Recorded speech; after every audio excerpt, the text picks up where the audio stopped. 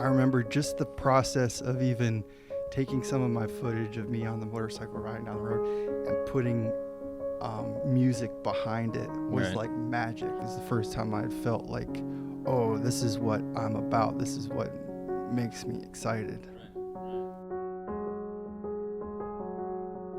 Welcome to Architecture, Design, and Photography, Josh Johnson. What?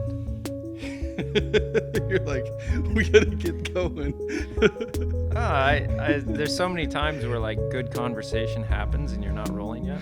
So I just figured I'd That's what I hit heard. record before you came in. For anyone who might listen to this who doesn't know who you are, Josh and I went to high school together. You were a grade ahead of me. We weren't too close at that time, but brother of the illustrious and infamous Caleb Johnson. Yeah, my brother was kind of the, I don't know, ringleader. Ringleader. I don't know if he was the one that kind of kept you guys all sane. Maybe is that?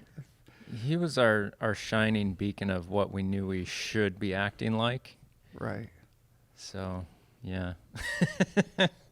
But yeah, so you went to business school initially, right? Mm-hmm. And went into nursing home management with a friend of mine, Mike Van Arsdale's father, right?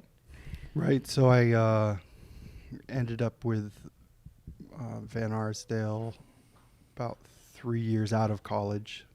Right. And then from there went to living in your van. That's true. And starting out as living as a photographer, like an action sports photographer or something out of your van in North Carolina, right? Yeah. Well, I got fired from my last business administration job in like 2002. Yeah. And so my big idea was go ahead and jack up my credit cards with the latest in digital gear, not recommended. Oh man. And then hit the road in my van, and my thought was I could find rich people that were going on like great trips and do like little mini documentaries for them about their awesome adventures.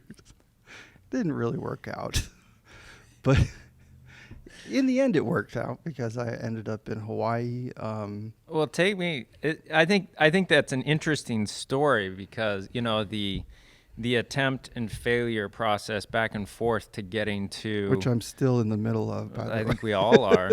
But getting to a good place through that process is very interesting. Yeah. Let's see. I think there's maybe a few different levels to that, you know, like the attempt and failure. I think, like you said, that's kind of been a lot of life, you know, as far as like, you know, let's go for this. And then sometimes it ends up different than you thought. And then Or hoped. Right. Now, what made you initially go into business management? Because as I know you now, like I didn't know you that well in high school, but Sure. as I know you now, I could see you as being a very good people manager because you're very personable, very socially skilled and friendly and talkative, which, you know, just on a personal social skill level, I'd imagine you'd be a nice person to work with.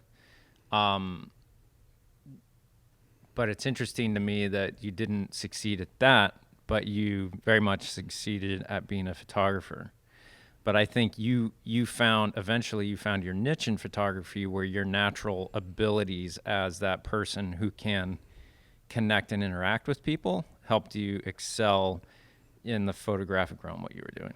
Yeah, I'd say I'm still kind of struggling with that question of why didn't I make it as a business manager type guy. Right, but I know you more now that to be a photographer. You're very creative though, too. But and I imagine you were probably struggling with like, oh great, another spreadsheet or another personnel review or something or right. Okay, so let's get a question for me to focus my Right. ADD brain. So on. why? It's interesting to me that I'll bet you that most photographers don't, like most successful photographers, don't start out as photographers. Like Yeah, I'll bet a lot of them don't. That's been my experience. Yeah. And one of the things, I guess, is there's not much of a, let's see, there doesn't have to be a career path like, say, nursing or something like that, where in order to be a nurse, you have to go through and get your Right. 4-year License degree because you might license. kill people and Right. yeah. That's probably why. So is the question, how did I end up being a photographer? Generally, but it to me it's interesting why you thought Maybe first of all compare and contrast business management versus photography? like first of all, why did you think business management? That's for me. Oh, okay. So, and you would understand this because you were there. For whatever reason, in high school, I think I wanted to be liked. I think As everyone does. yeah. I think a good illustration would be when you went to high school, your persona was Oh no. rebel dude, right? I So, don't know. kind of like Anyone Ri- who knew me during that time should distance themselves from whatever I was. So and mine was more fall into line and be the perfect little Adventist boy, right? And part of that for me also was kind of like positioning myself as a leadership, mm-hmm. but I don't think I really knew what that meant. I saw it more like a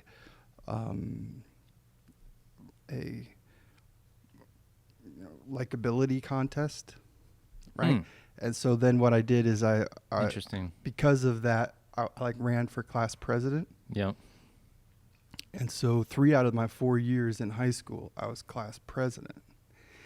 And so I was successful at that, at least just the fact that I was elected made me feel like I was successful. Whether I was a good class president or not, that's another question. And so because of that, I felt like, oh, well, I must have leadership potential, I must be.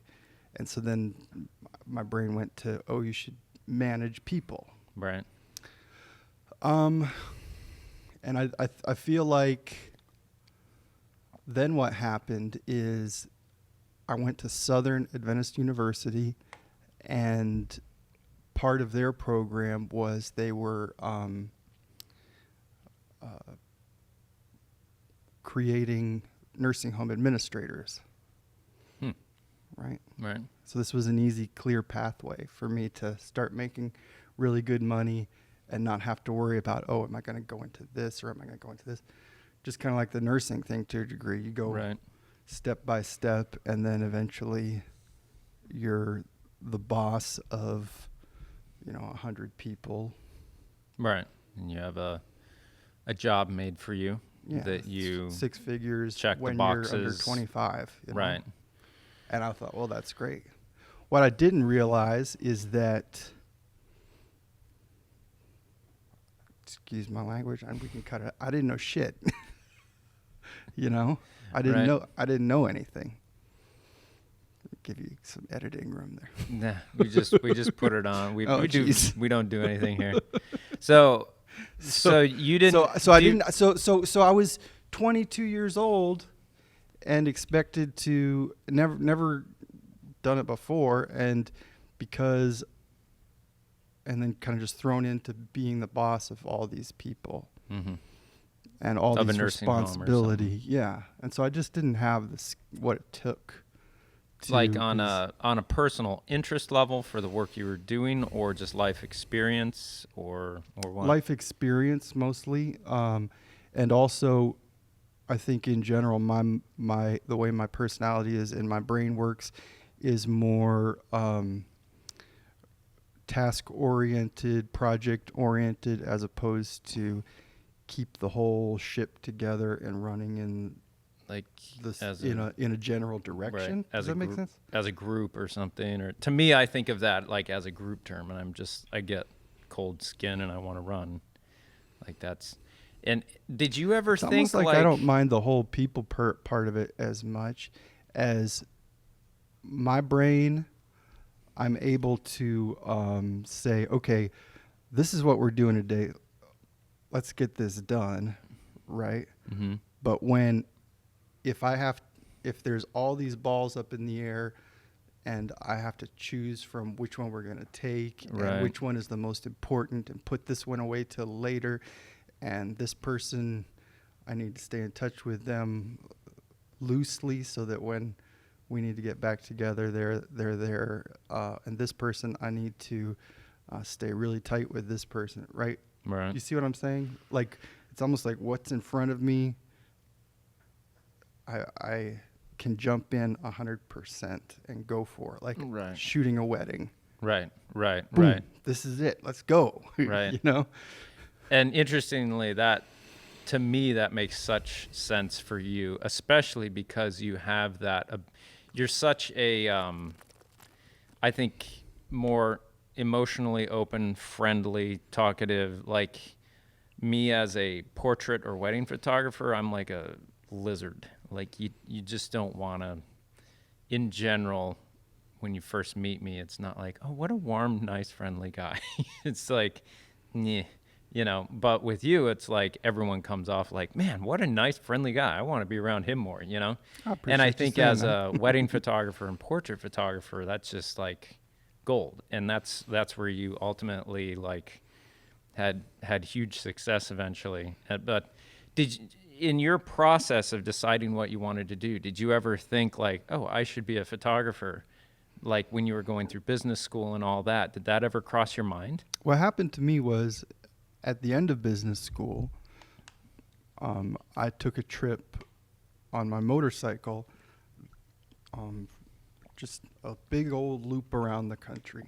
So I was Really? gone for a month with my motorcycle and a backpack and a tent and my camera and a video camera. And I came back and I had all this footage, and I remember having these 2 VCRs connected to each other with a tape deck in Right. between, and like the very minimal amount of video editing. At that time that you could. This is 98 or something like that. Right, right. And I remember just the process of even taking some of my footage of me on the motorcycle riding down the road and putting music behind it was Right. like magic. You're like, yeah, right? This is fun. Yeah. Interesting. Like a buzz. Like I don't Right. like it's the first time I'd felt like, oh, this is what I'm about. This is what makes me excited. Right, right. And I had done but I only caught that and realized that, oh, I'm sorry, 2/3 of the way through, or 3/4 of the way through already finishing school. Right.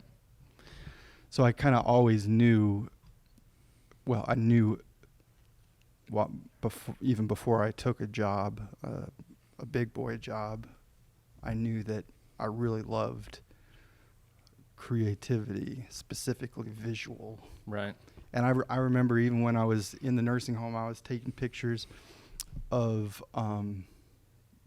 the residents, and it would keep me up until 2 a.m. just looking at these pictures that I was super proud of. Right. First learning how to manipulate depth of field. Right. These types of things were super exciting to me and super fun. Right. See, it's interesting to me. I had a similar experience where probably in my last year of architecture school, I did all the photography for a book that they were putting together to raise money for a new architecture department. And in that process, I used a camera that Amber had bought me. And I was like, man, this is really fun. Like composition, finding these moments, just the graphic arrangement of space into an image. And I was just like, wow, man, it's too bad you can't make a living at this, And then probably 4 years after that, when Caleb and I were working together, I remember reading an article about a guy who was a photographer. I don't even know what kind of photography he was into, but he was a surfer, and he lived down in Massachusetts somewhere. And there was just an article on the islands off of Massachusetts and the waves around there and stuff. And I remember reading about his life and the adjustable schedule and the risk and the reward and all that. This was an article in a magazine. Yeah, it was in a surfer's journal. About the location and the photographer both, kind of? Yeah, like him being a photographer was just like a background to the story that wasn't even part of it. But I just remember thinking like, man, that'd be a nice way to make a living again, And even at that time, it still was like verbatim in my mind, like, it's too bad you can't make a living at that. Like, it's just impossible, to think. And then, Chet Williams Photography at chetwilliamsphoto.com, I don't know, whatever his Instagram handle is. He's a commercial medical photographer out in Southern California. I remember him telling me after I stopped working with Caleb, like, you've got this background already with architecture and you enjoy photography, you should look into it. And it wasn't until then where I was actually like, it's perfect. And, but it's interesting, like, both of us had that inclination at some point, but just at that point it was just like, nah. And it wasn't until what we were trying to do just kind of hit the wall, right? And then eventually you're like, all right, I'm out of options here. I might as well try doing what I enjoy. Yep, that's right. That's a good point, is that sometimes it's just like not so much a leap of courage as much as like, well, I'm out of options here, right? So you didn't go immediately into wedding photography. You went into kind of like, all right, I'm going to document rich people's vacations. That wasn't anything, though. That wasn't a thing. You were going to make a whole new market. Yeah, it didn't work out. So basically, I wandered around in my motorhome for a year, trying to figure out how to take pictures, because I hadn't ever really focused on it. And then I met a girl and moved out to Hawaii to be with her, and then that was... So she was out in Hawaii already? Yeah, we met at a mutual friend's wedding. Oh, okay. That was here on the mainland. And so in Hawaii, they have a lot of destination weddings. Right. So this is kind of the perfect incubator for a wedding photographer. Right. Because... So you just up and moved out there. Right. Once again, didn't have much holding me back. Got nothing else going on. I'm just going to move to Hawaii with no job. No. Did you have the preconceived idea, I'm going to try wedding photography out there? Or how did you come across that? Maybe. I don't remember. Blacked it all out. I was going to do photography, and I think maybe we had talked about the fact that there were a lot of weddings happening on the beach. Mm-hmm. And so yeah, then I hooked my wagon up to a couple of wedding planners. These are people that, if you're going to get married in Hawaii, you go online and sign up for a package. Sure. And it's great because instead of the traditional style of wedding photography where you have to fit into the day's events as the photographer, right? Basically, in Hawaii on the beach, the wedding kind of revolves around the photography to a degree, right? Right. Interesting. I hadn't thought about that. Yep. And so that's kind of where I cut my teeth in wedding photography, and I really first started to make a living at it. Yeah, I mean, as I remember, you were making a very good living at it there for a while. I mean, there's two different levels of work you know, there in Hawaii, there's the local weddings, which is about the standard, you know, $3,000 for the wedding is about what I was making back 10 years ago. And then there's also the those destination weddings, which are kind of more like a wholesale product, if that makes sense, where I didn't have to get the customer. I didn't even have to deliver the pictures to the customer. I just provided the planner with a disc, you know, and I would do like 3 or 4 of those a week. Okay. So, and those were, you know, $300 a piece or something like that. So. Right. So from Hawaii, then you had different life issues and everything else that ended you up back in Georgia. Right. So I got my daughter's mom and I were divorced after about 2 years. My daughter was about 2 years old, and my daughter's grandparents, my ex-wife's mom and dad, lived in Atlanta. And that's where you live now, in the Atlanta area. Now, you had gone from experiencing like success, making it as a self-employed, made your own business photographer, making it in Hawaii. I mean, that's a hard thing to just happen into. I mean, that's a lot. And then to lose that business and to go through a divorce and everything else, extremely difficult. Yet you found yourself righted, and like this is the thing I've always found about you. Like you land on your feet and find success again. I appreciate the encouragement, because kind of like I said, I always feel like I'm almost always in the process of that cat that's being dropped and landing on your feet. Well, I mean, you ended up in I don't know how many followers on Instagram, and then like doing jobs for large corporate brands like Fiat. I mean, this is crazy, you know? Yeah, that was really exciting. So how did you go from, you know, success, being a wedding photographer in a very difficult place to live, expensive place to live, destination, having life kind of take a big poo on you, and then turning it into this? Sure. So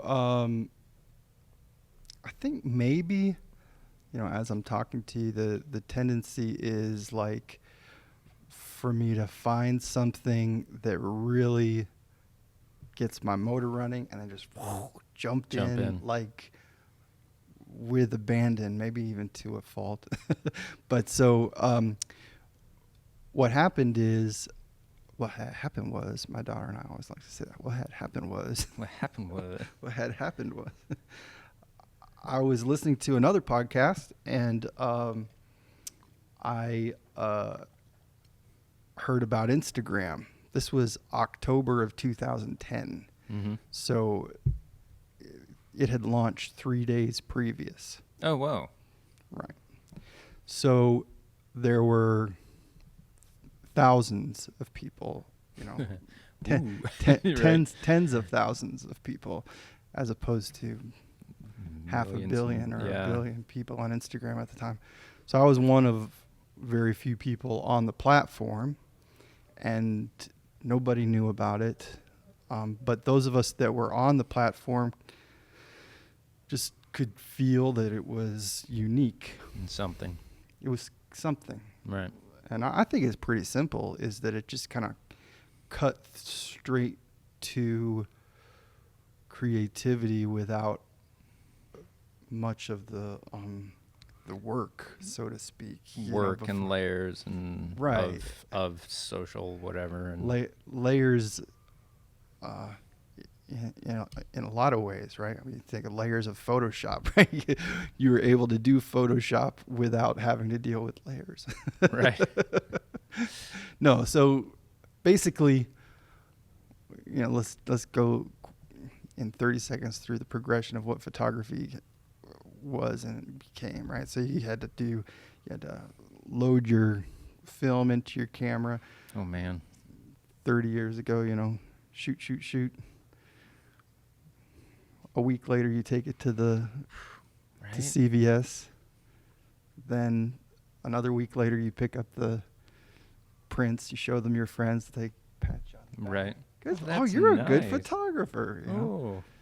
And then, fast forward 30 years, and what really, through Flickr, Right. kind of getting closer there, you had to take the pictures and then take them out of the camera and put them in the computer, and Right. you would come back to the computer and look and see that people enjoyed your stuff. That's kind of an in-between till Instagram basically was, the creation tool, the distribution platform, the viewing platform. Everybody carries it around in their pocket. Right. Instantly accessible, So as a creative person, I get a buzz from making something, feeling good about it, and having other people also share in that experience, right? Mm-hmm. And never before could that process happen as quickly as when Instagram hit my phone. Right. So I saw that it was kind of cool, and I thought it was going to be something. So I said, I'm going to, I recognized that I was there early, and I said, I want to plant my flag. So every day I would post a new Instagram post related to the idea of how do you take better pictures. One day we would talk about creating depth in your image. Another day we would talk about what are the advantages and disadvantages of black and white photography. And then that tip turned into a contest every day. Okay, we just talked about how to add depth to your images. Now go out, guys, and find a picture that has depth, and then add this hashtag. And so basically it turned into a new contest every day. And then those contests eventually started to be sponsored by corporate entities, right? And our biggest one so far has been Fiat. Right. Since Instagram, this kind of ties into the whole Josh's relationship with business. There was a time when you couldn't, there was not much of a way to market on Instagram, right? Like there was no Instagram advertising. You couldn't pay Instagram to promote you. Right. So now you get like sponsored content all the time. Yeah. So back then, life for me as a business person and my partner, Kevin, as a business person, was pretty easy because I was the only option. I had companies coming to me saying, "Hey, can you promote my business?" And so nowadays it's even harder to find the sponsorships. So now, why is that? I heard Instagram changed their algorithms or something, or why was it so easy before and now more difficult? I still don't understand how it works. So part for me, and this is just a very specific thing. This I don't think has to do necessarily with other people, but for me at the very beginning, I was a big fish in a small pond. Right. Is part of it. And so if somebody was on Instagram and say you knew about Instagram, right? And one of your friends said, "Oh, I want to get into Instagram and I want to advertise my company on Instagram." And you knew a lot about Instagram. You would tell your friend, "Oh, well, go to this guy, Josh, because everybody on Instagram's listening to him and he can help you promote your company." Right. Whereas nowadays, I need to go out and beat the bushes to find new clients. So. And that's just because there's more people on Instagram that get attention outside of the quality of photography, basically, like celebrities and It's part of it. kind of creating content. And around things Instagram says, hey, if you want to promote your company, just pay us money. Right. And we'll promote it for you. Yeah. Capitalist society, I guess, right? Yeah. Huh. So where do you find yourself these days? So kind of like as I was mentioning, right now, the Instagram isn't making me as much money, and I'm probably going to be transitioning back into wedding photography. I think maybe it's a little bit of burnout on the Instagram front. Yeah. I have volunteers now that are helping me keep the content going. I would imagine like to keep up with a group as large as you had through a process of creating like daily activities. I mean, wow, that would be a lot of just maintenance. Yeah. And to do that on I always come back to this, like doing something on a creative level.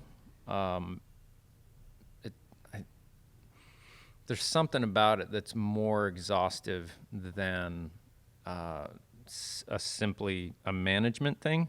It's like, all right, if I have to interact with this whole group by myself creating something on a schedule, and then you turn that into an everyday thing, that's extremely exhausting. Like just the days we shoot, like I was just telling Amber about this, my wife, this last week we were shooting in Cleveland, and she was asking me how it went and everything else. And it's kind of weird because you have like all these people standing around, like from an agency, from the agency's client, and then like people managing clients and agency people, like all these like, people are all there, right, Trent, standing around, you know, and I'm there to do something that has no instructions. Yes. There's no instructions. Yeah.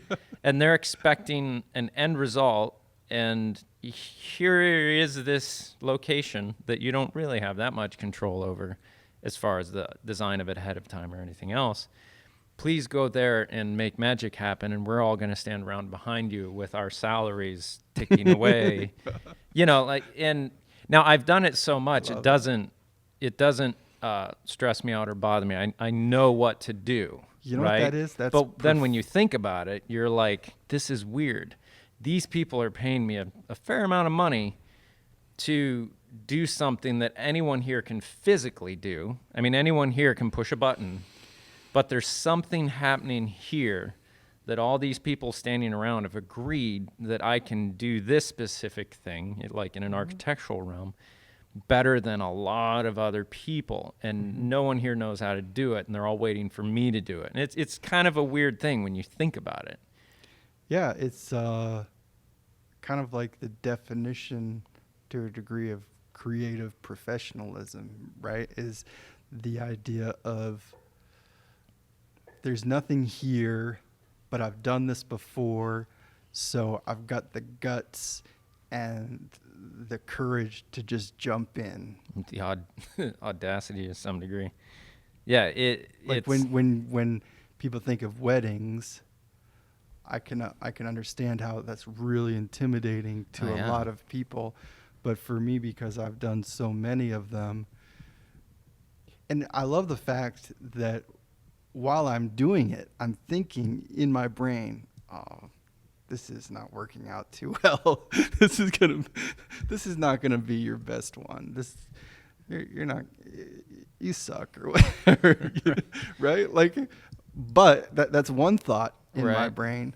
But the other thought that's also there that I replace it with is, you always think that, Josh. You always think that, and then you get back and you look at it and you're like, this is really good. And you cull through the ones that really didn't work out, which is just part of the process. And then you get your, 20 best for the blog. Right. And you're like, oh yeah, I'm awesome. I'm good at this.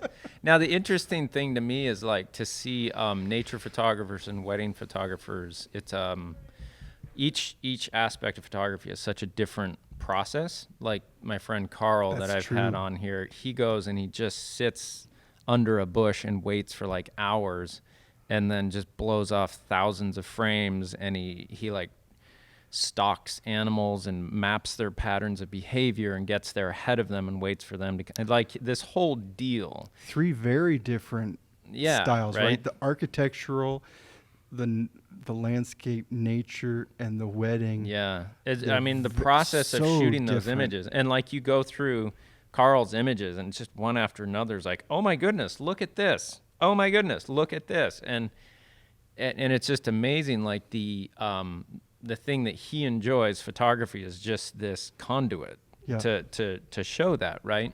You've And the interesting thing to me is like he shoots thousands of images, and then he, like you're saying, he culls through them and he's like, all right, this was the moment, right? Mm-hmm. And a wedding photographer does a very similar thing in that you're circling that tornado of that emotional experience and traditional thing that happens, that is this coming together of people and families and event, and you document that whole thing with it, like on motor drive a lot of times, just, but where those moments are happening and the heads are turning and the connections are happening. You sense that, you place yourself to capture that emotional interaction and the human interaction. And then you go back and you cull through that. And the very interesting thing to me is that with architecture, there's none of that. It's like Right. you do a lot of not taking pictures. It's very different. Yeah, it's like, all right, here's a space. And for me, it's always, all right, start completely squared off on this space. Yep. And if that looks awesome, then good. If not, all right, break off of that, move this up, down, left, right. It's like you do all this slow manipulation of composing, slowly finding. Is it and more like painting? I don't know, because I'm not a painter, and I used to sketch a lot, but I haven't in years. It's more now an intrinsic thing where I understand that I'm creating a place in the image where I'm guiding the viewer to place themselves, Right. and then I'm doing everything else around in the photo to guide them to wanting to be in that space, or communicate the idea of moving through that space or something. And it's interesting that it's just such a different thing. And then once we find that composition, then like all of a sudden we bring in this other skill set of editing out pieces in the composition. So we spend so much time on live view, not taking photos, Yeah. And then eventually, once we get all the styling, then we have to figure out, all right, to complement the natural lighting, we'll do this, and then we'll bracket and we'll do that, and then we'll add lifestyle in. And so we control all these aspects, and it's just a constant, like, critical approach and minutia picking, to make this final image. And then even after that, you come away with 30 or 40 images of one composition. Yep.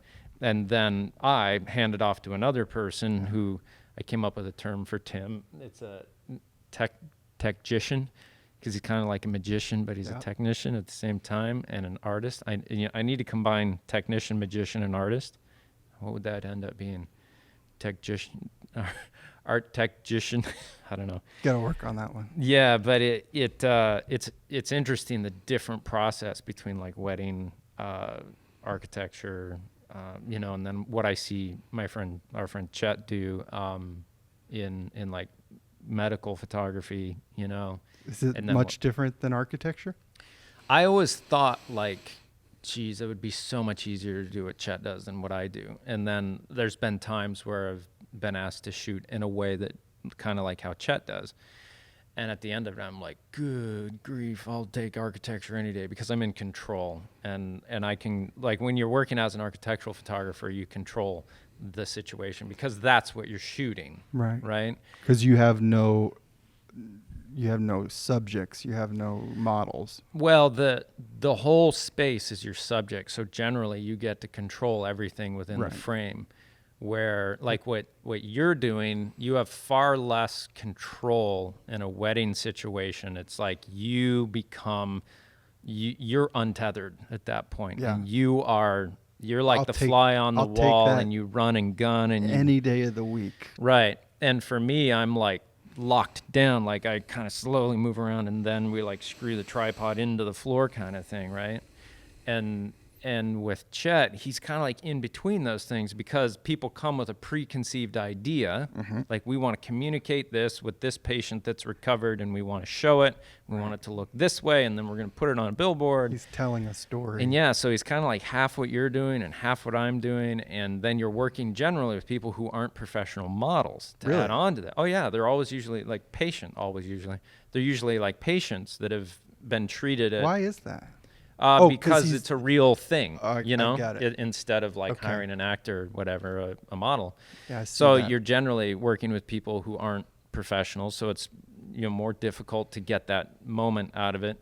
But he does an incredible job at it, and it's a very difficult thing to do. I've done close to stuff like that, and ahead of time thought this will be so much easier and so much more fun. And at the end of it, I'm like, ooh.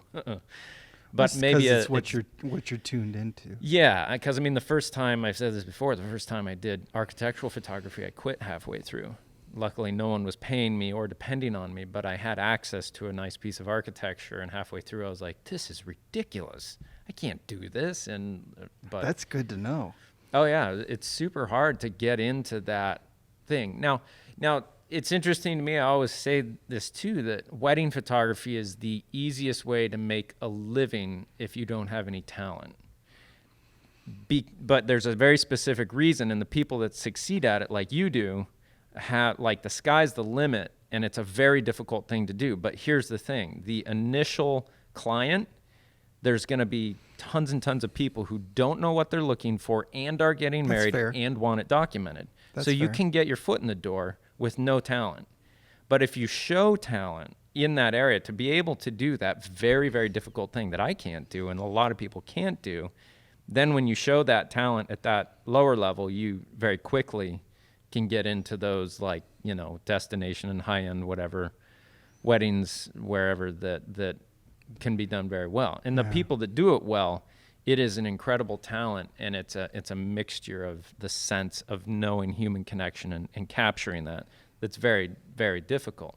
I would say this, though, that, like, if someone was to kind of try to fake their way into weddings, you know, like, and if you have any kind of a conscience at all, if you want to do any kind of a good job, right, like, the $1,000 that you're going to make on that Saturday versus the pure anguish and torture that's going to happen when you try to shoot a wedding and totally mess it and up you don't for know, that person. You don't and know yourself. what you're doing.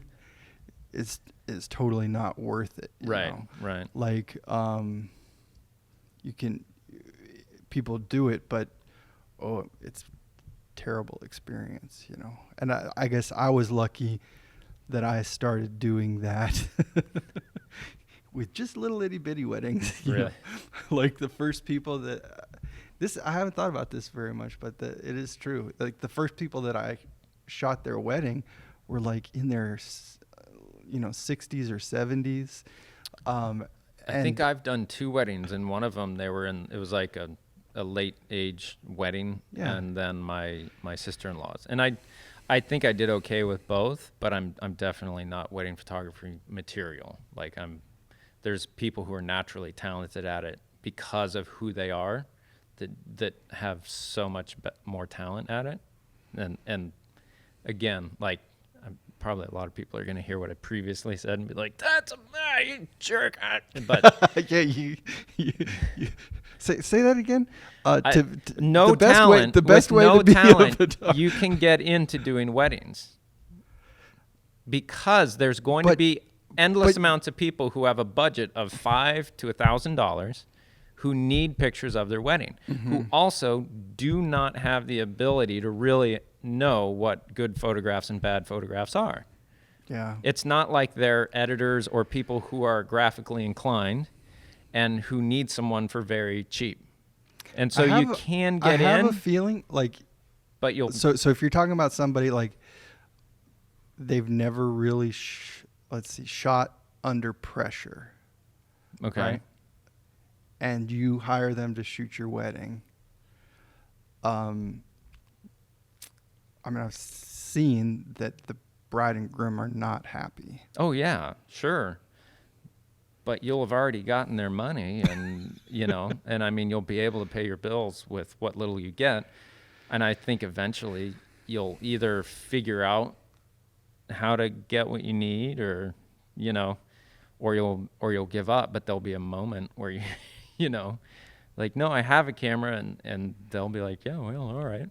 It's definitely a good way to start as a photographer. Wedding photography is a great way to start as a photographer. If you want to do it as a profession. The key, though, is to work with somebody that has a lot of experience. Yeah. And, I mean, maybe this would be a good way to wrap it up or whatever. Is, if somebody's looking for tips, is you go out there and you say, you just look online and find a few people whose work you really respect. And then you say to them, I'll be glad to come along as a assistant, Sure. Unpaid. I don't even need to carry a camera or take pictures. Just show that photographer that you're responsible, that you'll be professional and show up on time. And then you can progress then to taking pictures as a second camera shooter. Right. Then that's the way to do it right. Yeah, yeah. That at least that way you're not potentially victimizing people that want something captured that's only going to happen once. That specific event is only going to happen once. Yeah. So yeah. And that's the good part about wedding photography is you combine the it's basic economics, supply and demand, right? There's only so many Saturday afternoons with nice weather per year, right? Right. And so that means that there's only so many weddings that you can shoot as a photographer per year, which means that there needs to be a pretty good number of wedding photographers out there Right. to fulfill the demand for photography. Whereas stock photography, for example, there is no time constraint. Right. I mean, that's another good place to start out too. And I did a lot of that stock photography as well, because you can just kind of create your own imagery on your own timeline. Can you make and then put it out there? Can you make money at it? I accidentally did, yeah, which was odd. Cool. But at the same time, like, you can catch low-hanging fruit weddings. You can catch low-hanging fruit architectural work through real estate agents who need Yes. a place documented That'd and be a are not great way- looking for That'd be a great way to start, wouldn't it? For not architecture? looking to spend a lot of money and are not extremely critical with the results as much. Mm-hmm. And builders as well are not going to, they're going to be like, they're going to be a little bit more practical about it. And they say, I need imagery of this. I don't need crazy stuff, that's this, that, and the other, but I do need imagery. They'll either have a small budget or they'll say, I'll get you access to it, but I'm not going to pay you. And if it's a great architectural thing, I mean, that's how I worked it. Starting out, I would approach builders because I knew they probably wouldn't be paying for it, but I knew they could get me access to the project. So I'd pick the project that looked really good, knowing that potentially I could sell the images to the architect. And if I did a good you told job me about to the level that the architect would want, then I might be able to make that money on the flip side. And so I'd approach builders, they'd get me access, and then I'd try and sell it to the architect. And interestingly, if you can show that you can do the work, a magazine won't care about who else has ever used you as much. If you can show that you can do the work, a magazine will pay you to do the work. An architect is going to have a little bit more discretion. Like, if you can do the work, that's fine and good. But if other people have shown to use you and to publish your work, An architect then wants you to have a brand. well, it's not as much that you have a brand, but that if publications have shown that they accept your work, that's an added channel for the photographer, for the architect to be able to go through. Okay. Right. So that's, if I would suggest for people who want to do architecture, your path is kind of real estate, builders, publications, and then architects. And sometimes architects will come before publications, but not as much. So the question is, how do you find work at something that you love, right? And you found it through those channels. Yeah. What is the overlying principle, the big picture idea in what you just said? Is it tapping into whoever you have access to? That's part of it, for right. sure. So it's like, okay, I'd like to have my pictures shown in magazines. Well, I don't know any magazine editors or whatever. Right. So you said to yourself, I'm just going to start with people that I know, and I know builders. Right. And then you just kind of climb that ladder, right? Sure. And interesting to me, I don't, to have an interest in photography, I don't think is quite enough to become a photographer, because then you'll end up being a person who probably gets more captivated by the technical aspects of it, rather than using, like, photography as the conduit to what you actually are interested in, right? Mm-hmm. So you're saying there's more than just an interest in photography, right? There's right. So what is the, like for you, what is the extra? Yeah, like for you and what you excel at, I've always known you to be someone who excels at those interpersonal interactions and people connections, right? Mm-hmm. That's like you're very social and emotionally intelligent person, right? And I think photography allowed that talent that you have to be a conduit, right? And even that showed through Instagram, that you became this conduit of connecting people through your interest also in photography, right? So I mean, you can have an interest in photography and use photography to show that as a means of teaching as well, which you were doing with Instagram, right? And I think the most success for people is like going to come through having that interest beyond photography, that photography becomes that conduit. I like that a lot. I think that's very valuable, because I've kind of thought about this recently, that if someone looks at an architectural photograph and says, wow, what a great photograph, then you failed as a photographer. They need to be able to look at that photograph and say, what an incredible piece of architecture. Right? That's what you're communicating. That's your service that you're giving to the architect. If someone looks at it and says, wow, they did some really great technical tricks and they did some lighting, that, that's a different thing. And I mean, it can be huge insight. It can be layers that maybe make a unique photograph that gains them some attention or something, sure. But the ultimate thing is that you're communicating a wedding, a moment, or you're communicating design, architecture, you're communicating a child that's been healed through a cancer treatment center. There's an end result that photography is just working as a conduit to. And to be able to know that and not try and interject yourself so much that you're seen, right? I think is something. It's a great insight, especially because it's counterintuitive. Right. Because you're, as a practitioner, your goal is, I've got to put my stamp on this, and people have to see people want this. to. I need to push my brand to show that I know what I'm doing and stuff, which makes sense. But what you're saying makes a lot of sense to me. Is that you want to? It needs to be something deeper than that. And it's interesting too that in working with a lot of stylists in the shoots that we do, the really talented stylists have learned that the process of elimination of what they're bringing to the table is extremely valuable, right? Because a lot of times they'll feel like this is a nice image, but I've got to add stuff to it to make sure I'm justifying what I'm getting paid.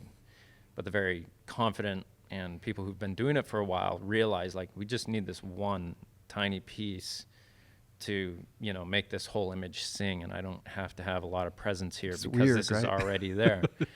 Yeah, but it's very it's real. It's yeah. It's It feels interesting. to me like, you know, in photography, especially because of the fact that instead of,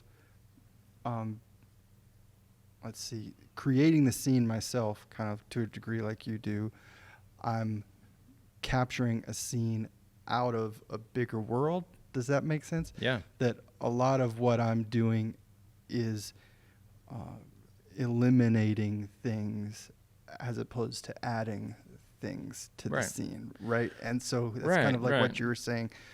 If you had a stylist that wanted to add a lot of things, they're kind of not doing. Sure. There's the opposite of what needs to be done.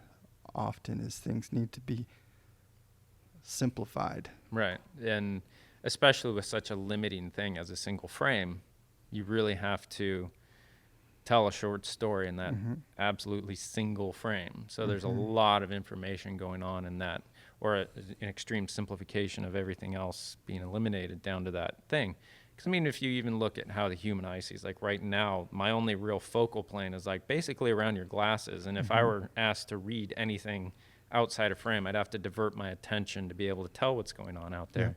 And in those really interesting, like, wedding photography moments where you see that connection between bride and groom or whatever, this is really shallow, like, back of heads are out of focus, you know, but the eyes and the connection, and that's how we actually see in our whole process, and to really capture that through a lens in that way, you know, is very interesting, and a skill that is valuable. It's everything in wedding photography.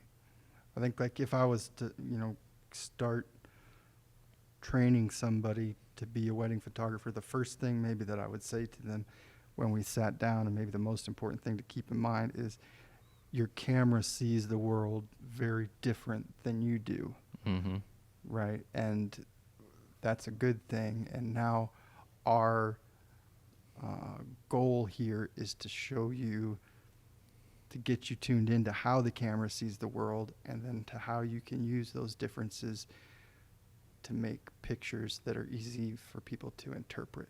Right. Shallow depth of field.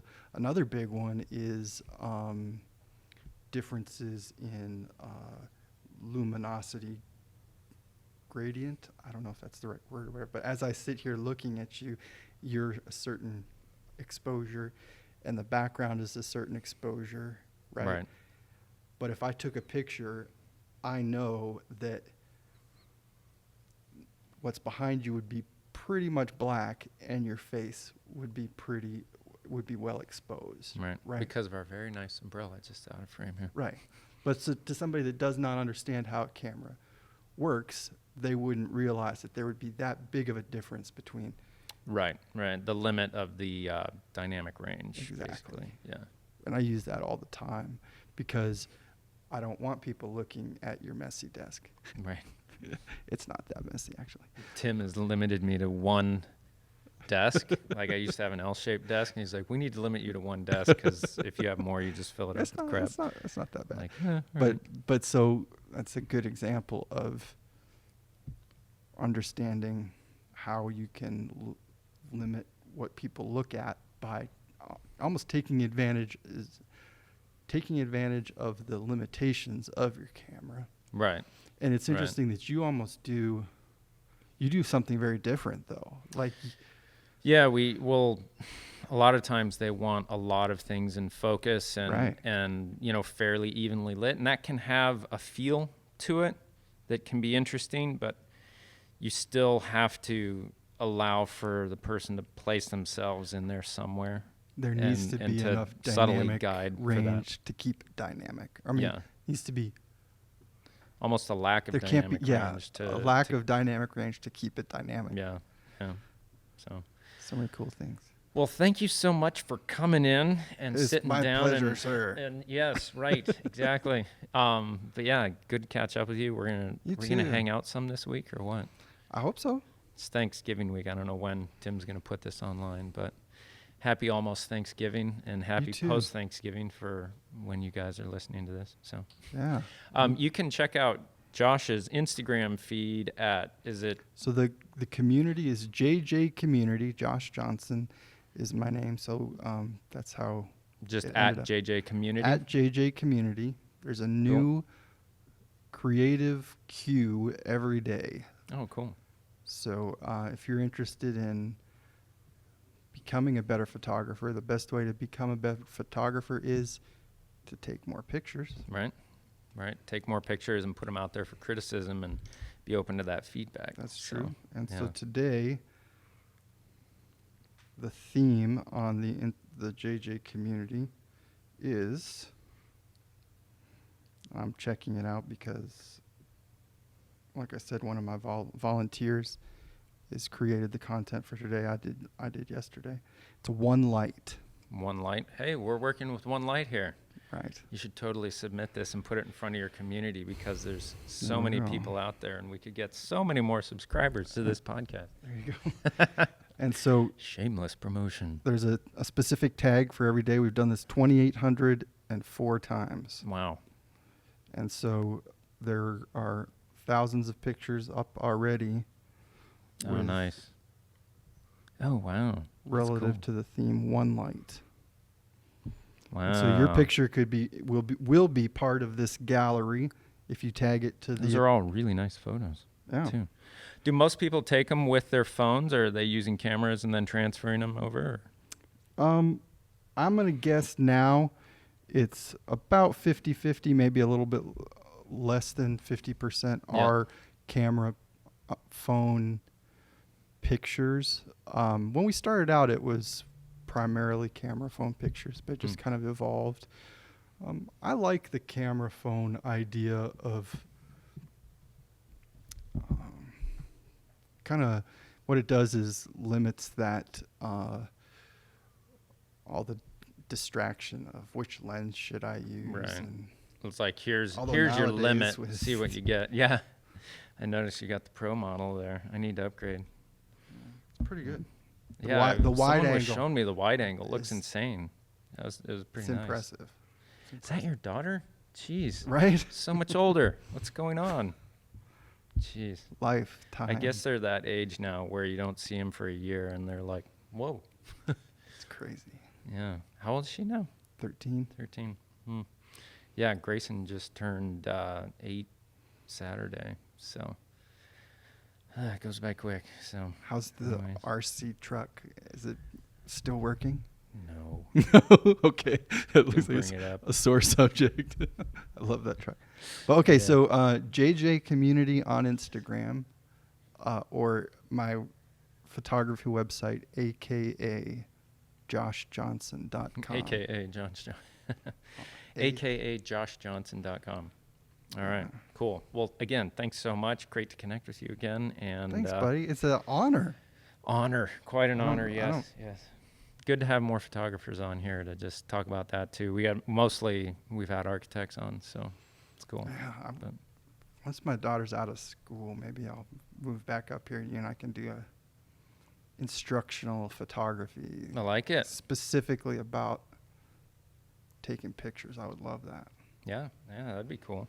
Let's do it. Because it's like there's all these things that we do as we're taking pictures that we don't even think about until we have to explain them, right? You know, it's funny when you're out there doing that, you're almost thinking like, geez, I hope no one knows how easy this is. Or, you know, you kind of think that, but then at the end of the day, you're extremely exhausted. And like, why am I so exhausted? And then you try and explain it, and you're like, well, and you're like, oh, it's just you do that. And the people are like, you do what? And you're like, well, you do it because of this. And you're like, oh, there's a lot going on here that I've just internalized, and it becomes that like it's good automatic. for us to remember that because it justifies the like, yes, I am worth what I'm getting paid, and I'm not running a scam on everyone here. You know, it's weird. It's a weird thing. But anywho, thank you so much for coming in. Tune in again next time when we have another person on to talk about stuff. So, yeah, thanks, Josh. My pleasure. I'm running to the bathroom. That's a good way to make sure you